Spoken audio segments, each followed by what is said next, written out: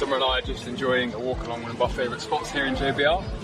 And so we've put together a full video because we get so many questions about how we moved here, how we set up our business, how we got residency. So we decided to sit down and host a podcast-style interview with the company that helped us get set up. Yeah. So we asked a lot of your questions. It was great, wasn't it? Step-by-step process of how to set up a business here and other ways to get residency. So I hope you guys enjoy it. Here we are. You now join us in the podcast studio. So we're going to take a deep dive into the process of setting up a business in Dubai.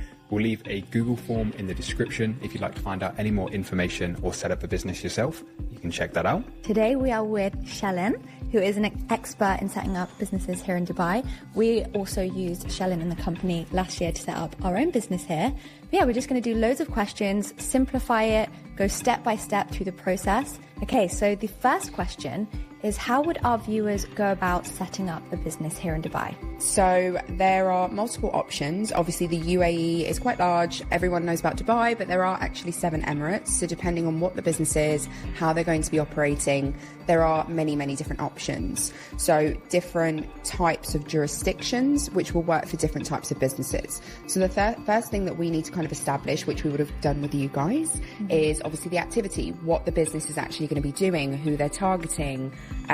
If it's something that's in a specialized kind of industry, there are specific free zones, for example, that cater to the needs of those types of activities. Yeah, and one of the things that we found when we were moving here, and a decision that we had to make, is, are we going to be doing business here in the UAE, or is the business purpose to do international business? Because that does make a difference.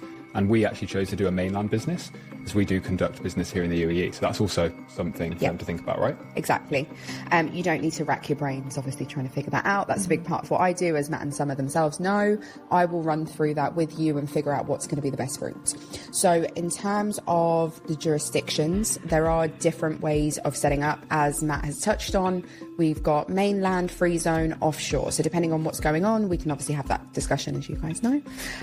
The legal structure, so you can own the business as an individual, you can own as a corporate owner, you can also do a subsidiary, you can do a branch. So there's multiple different kind of options. The great thing about the UAE is, obviously, you know, everyone sees the glitz and the glamour, and everyone's doing really well, as we know, and it's all glamorous and great.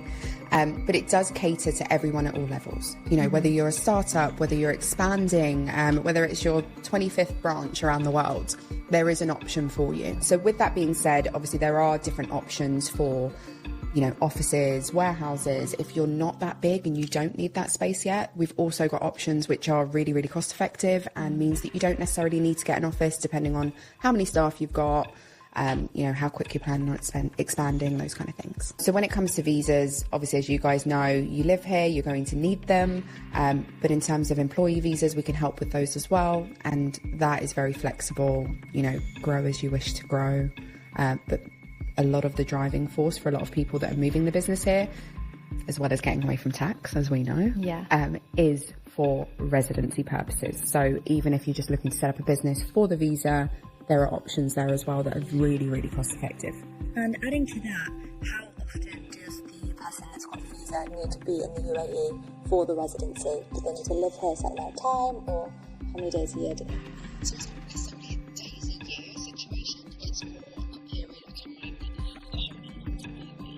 So if you've got a visa that's 2 years, that's an investor or an employee visa, for example, then you have to visit the UAE within a 20-year period. You come in for 2 days, but you just you have to go through the immigration process. But the other thing to kind of consider, from, I think it was September, they released a new kind of initiative where if anyone is outside of the UAE for more than 6 months, they have to reapply for entry.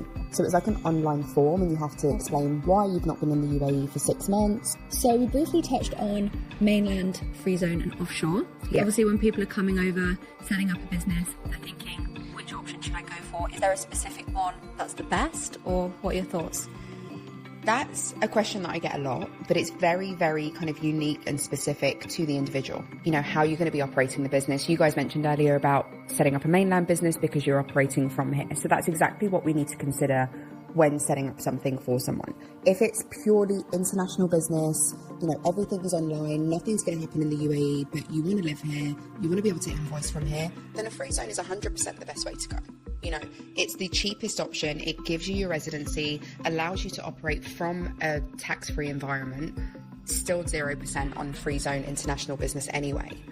But if you're someone that's going to be expanding the business in the UAE, then you absolutely have to look at the mainland license. You've not really got a choice, because that's the only way you can operate locally, completely freely, with no restrictions, target government entities if that's what your client base is going to look like.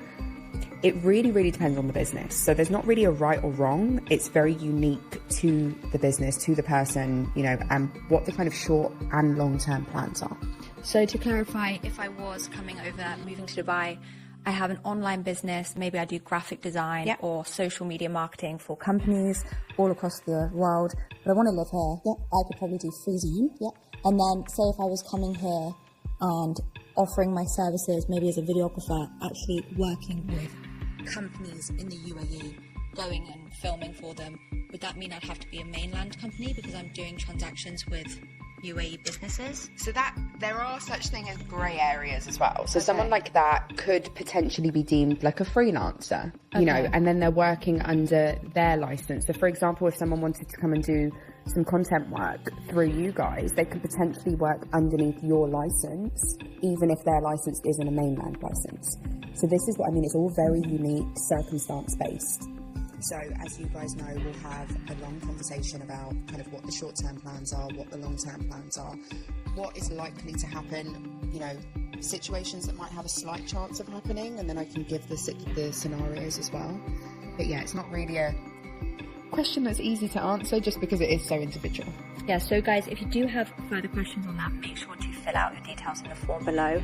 As Shellen said, everything is so unique here, so it's best to just call her, run through your situation, and you can obviously advise what's best for them. All right, Shellen, so there's a lot of info there. So can you just sum up, again, the main difference between mainland and free zone? Yeah, so the fundamental difference between the two routes is if you're doing international business, free zone is the way to go. So a free zone license will cover you for free zone business and international business. A mainland license leaves you completely clear to work with anyone, whether it's in the UAE or internationally. So you can do business with other mainland companies, government entities, other free zones, and international businesses. So mainland is the one where you've got the most freedom. Free zone's a bit more restricted. Not always a bad thing. Again, depends on your business plan and how you're actually going to be working, because that could definitely just tick all the boxes.